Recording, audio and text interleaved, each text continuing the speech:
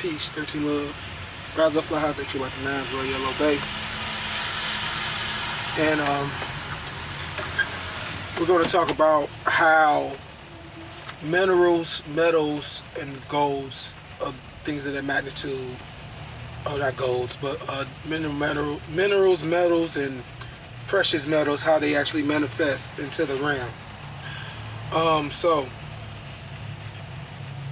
we all know that the sun emits different spectrums of light, and the only one that we're able to see as so-called human beings with our physical eyes is the light spectrum, which is the color spectrum, which is the rainbow spectrum. But the sun emits X-ray, gamma ray, ultraviolet ray, and I think you want to say electromagnetic energy as well. And all these different spectrums, in which all these things are spectrums as well. So now, remember, when I say spectrum, I'm talking about a range of frequencies and vibration. Now, you can think of those frequencies and vibrations as different colors. So when I say spectrum, and I'm talking about an ultraviolet spectrum, within the ultraviolet spectrum in the older ultraviolet spectrum, there are a certain ultraviolet colors and so on and so forth. So like an X-ray, this has its own set of colors, and set frequencies, vibration. You can think about every spectrum having a different set of colors. That's what you could think. That's the best way to think about it, is that every spectrum has different forms of colors. Now, the sun has also been associated with the precious metal gold, and not only is the sun associated with a precious metal, but all the planets are. You have Quicksilver dealing with Mercury. You have, I want to say, like jade, all these different things.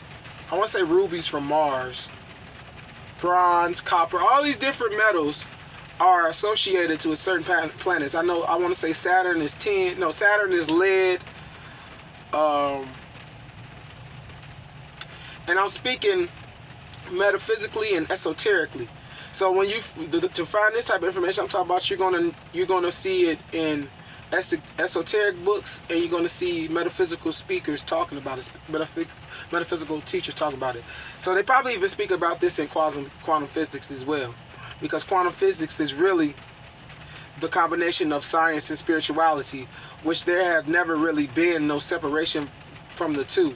The only reason it appears to be a separation of the two is because a certain group of souls, a certain soul group has decided to only take one piece of the understanding and overstanding of the universe.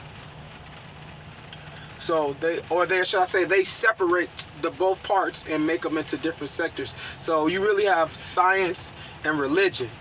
But science and religion is the same thing as science being astronomy, and religion being astrology. Because when you really get into the Bibles and all the different texts, they're talking about, really for the most part, well, the Bible in particular is talking about astrology.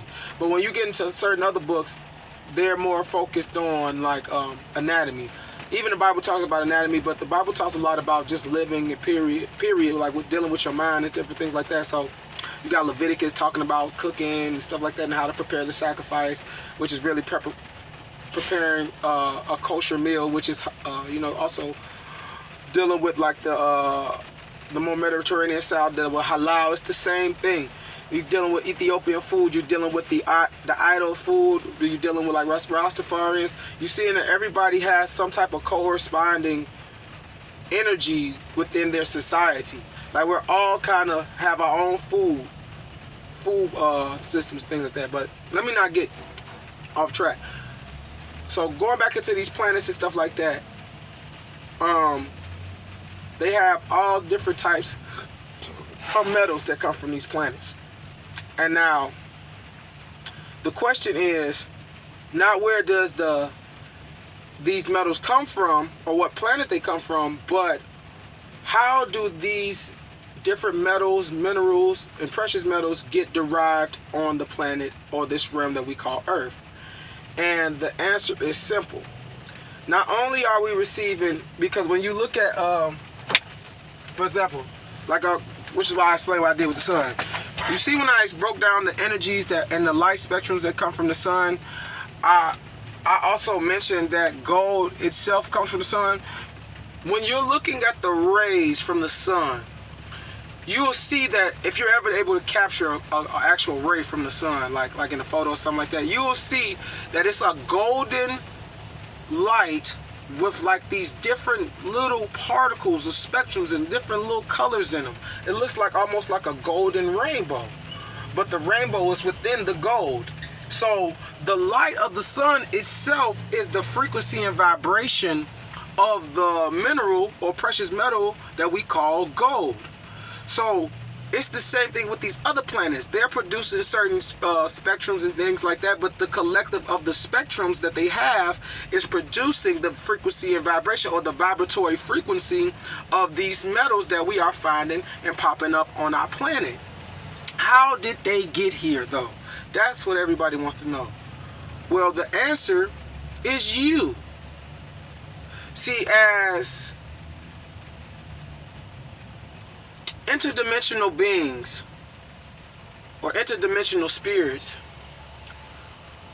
we have to create certain bodies that's able to receive certain lights. So even though you can't see X-ray, infrared ray, ultraviolet, gamma ray, even though you can't see them with your physical eyes, that does not mean that you're still not receiving them. You're still receiving them. And so since we are like these organic so you really like organic cellular towers, so we're able to send and transmit signals. We are taking in all these different lights, because this is why in astrology all the planets are associated with certain houses as well too, or should I say certain signs are ruled by certain planets. And the reason that is because the planets are producing a certain vibratory frequency as well. Now, just because something is producing a vibratory frequency does not mean that the vibration would be seen, or should I say, aka can be viewed with thy own physical eyes in the form of a color. Because ultraviolet, gamma ray, these are stages before you reach the actual physical light or physical color spectrum. Because what we think of as like paints and stuff like that is actually not, when you're mixing colors, dealing with like paints and crayons and stuff like that, that's not, that does create different colors, and you can get colors like that. But when you're dealing with colors as far as light spectrums, when you layer these colors together, they produce a whole different spectrums of colors than physical colors do. Light colors produce a different, so like if I was to mix, like in Kemet, they show you the blue, the red, the green, the white, and the gold.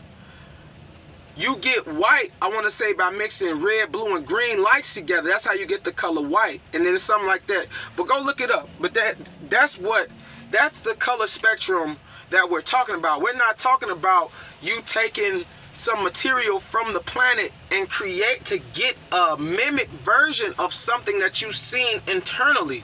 This is why the internal lights that you see when you're in your meditation seem to be similar but somewhat different from what you see as a crayon or color pencil, because it's not physical colors, it's physical light colors.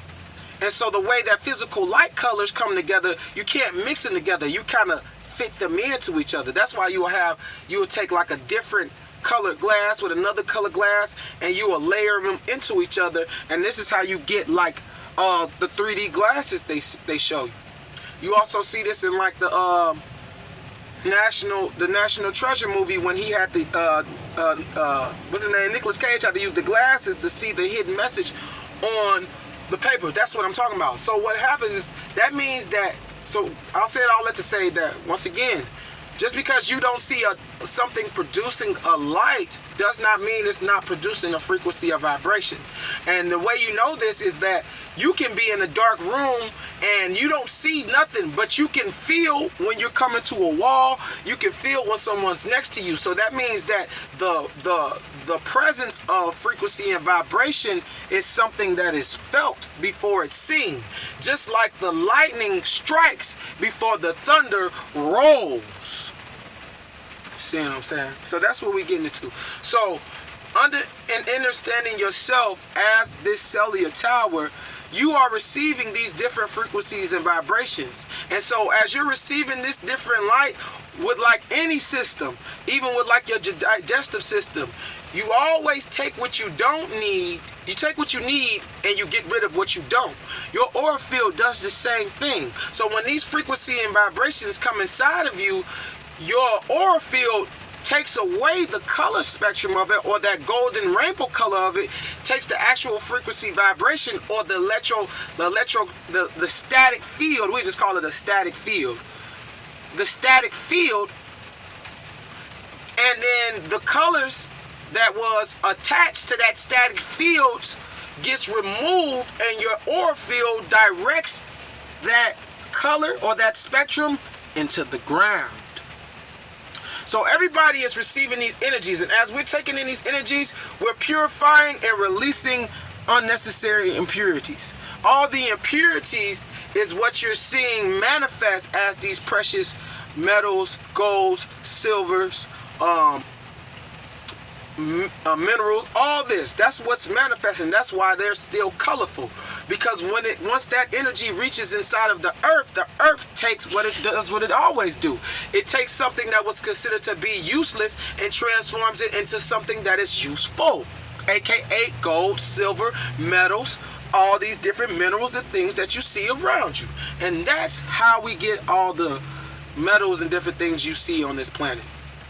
And you know, that's why I go into China, talk about the metal god and stuff like that. But that's really us in the, we've got into the mind state of inner and overstanding ourselves, and we started walking around in our frequency and vibration, because this energy that we took from that material that had went into the earth, that became these different golds and silvers and minerals and precious metals, right? That material is still attracted to its original host, or the original vessel that carried it here. So what carried it here was that static field, or that frequency and vibration. So when we will be walking around, that energy is now within us. That material, that dark matter, is still attracted to us. So it used to come out of the ground. That's why you will see it now. We will be walking around, bro. It just be find a big ass gold nugget.